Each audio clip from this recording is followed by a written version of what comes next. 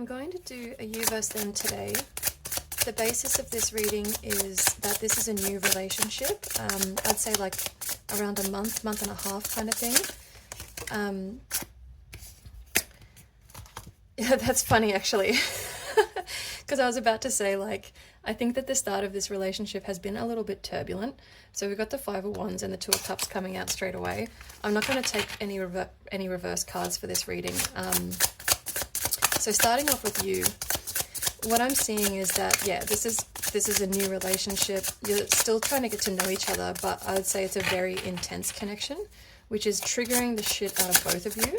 So I want to see how you're feeling, and I want to see how they're feeling, because I think that neither of you are really being upfront and honest with each other about the things that each other are doing that are triggering you.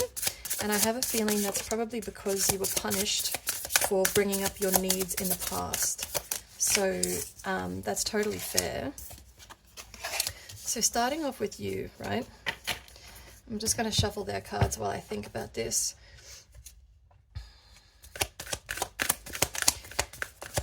You're in the Queen of Swords and the Eight of Pentacles energy. They know that they're not going to sneak anything past you. Like, this is the facade that you put on, and I'm going to take this as theirs. It's not necessarily a lie. It's how you are perceived outwardly by them. So it's like, yeah, you can be cutting with your words, and I think that that's something that they've really noticed about you. I think that you are incredibly honest to the point where you're a little bit blunt sometimes. And again, that could be because you've been misunderstood in the past and you don't want that to happen again, at least not through any fault of your own. So you're very, very honest about the way that you feel. You're honest about your intentions, but at the same time, you're very reasonable. Like, I think because you understand that you are going to require somebody who has patience to make a relationship work with you, you also have patience and understanding for the other person in this situation, which is where this Eight of Pentacles comes in. It's like you're willing to put in the hard work. You're using all the lessons that you've learned from relationships gone by to make sure that this one turns out a little bit different to the ones in the past. I have a feeling here as well that you're very hard on yourself when it comes to missing a red flag. So I think that one of the things that maybe you are working on or that you're aware of is that when something crops up that you definitely have seen before, it's something that has spiraled into a bigger problem in relationships gone by. When you see that coming up in this situation, the sword comes down and you're like, hold on a second, that's not going to fly. Now, the way that they're coming across, the way that they're being portrayed, right? Which again is not necessarily a lie, it's just the way that they're coming across right now. It's the Five of Swords. So I think that this person has a lot, they carry a lot on the inside that they don't let show. I think that especially in conflict, right? So in the disagreements that you've had so far, they're probably more likely to sort of, I don't mean this with any disrespect at all, but they're sort of more ready to take the coward's way out, probably be a little hurtful to protect themselves. And that's coming from past wounding. That's got nothing to do with you. I don't think that you should, like, it's not like you need to put up with that. Like unconditional love, there's a reader that I used to follow, Mariposa Divine.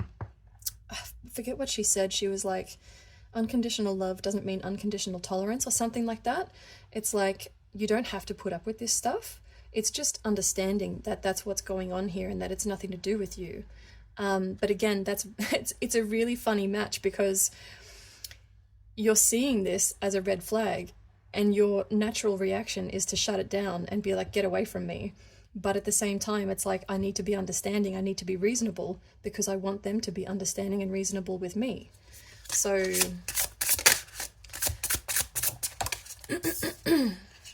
Ace of Cups.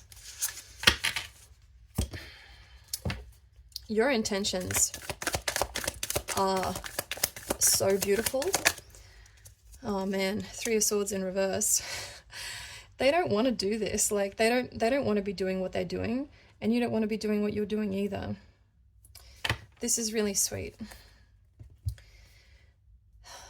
on your side, just keep being truthful to the way that you feel. If you really care about this person and you want to be patient and you want to be respectful and you want to show that you've got the dedication to stick this out with them, like you don't necessarily need to say, like, I can see all of your flaws, but you can at least be honest about your own and still offering this cup of love to them. Like, I think that's what is going to help this person get through the negatives, like their difficult, it's like their self-critic is incredibly, what's the word, like, just harsh.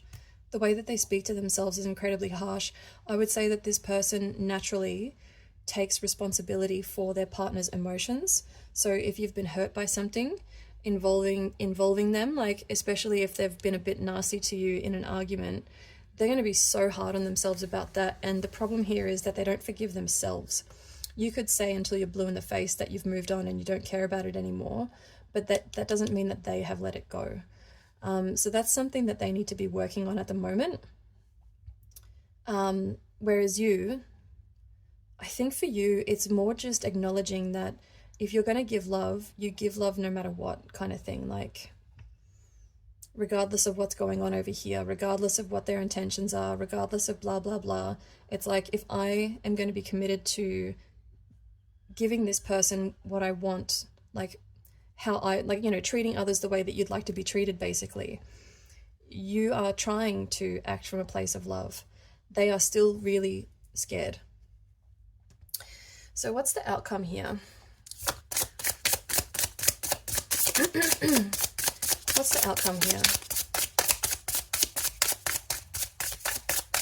Maybe the outcome is not the right question.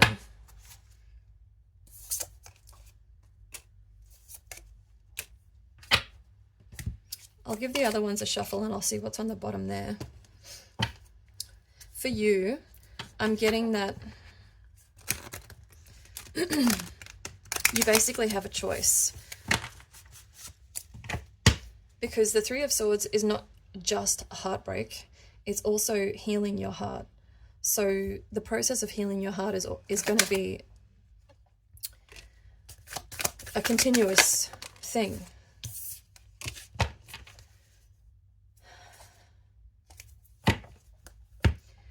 The most important thing on your side as the outcome is the Lover's card, which is about a choice, right? So you need to be clear on the decision that you're going to make. You need to be clear on how it is that you want to move forward here and stick to it. Don't keep flipping back and forth based on what they're doing, because they don't like what they're doing. So when you react to what they're doing, whether it's shutting them out because you've seen this before and you don't want a bar of it, whatever, just remember how much you actually care about this person, how much you would like it to work. Otherwise, move towards healing from it, right? So you have a choice here. It's like, stick it out, see where it goes with an open heart and acceptance of whatever is to come, or drop the sword, heal your heart, move on from it. It's as simple as that. Like, it's easier said than done though, right? On their side, they've got the Four of Swords and the Moon. I would say that they're entering a period of solitude at the moment. I'm not sure whether or not they've retreated from you at the moment. They have a lot of rumination when they're on their own.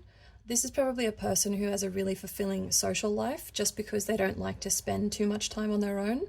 Because when they do, the thoughts circle. The thoughts about, like, why would they forgive me for what I've done, for the way that I treated them?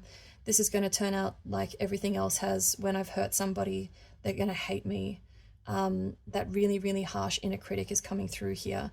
And the thing is, there's nothing you can do about that. That's something that they need to overcome on their own, or with the help of therapy and things like that. That's basically it, guys. I think that this person, they're aware of their issues, but they're not quite as far progressed in a way that they can challenge themselves when those thoughts do come up. So these little blips are going to keep showing their face, but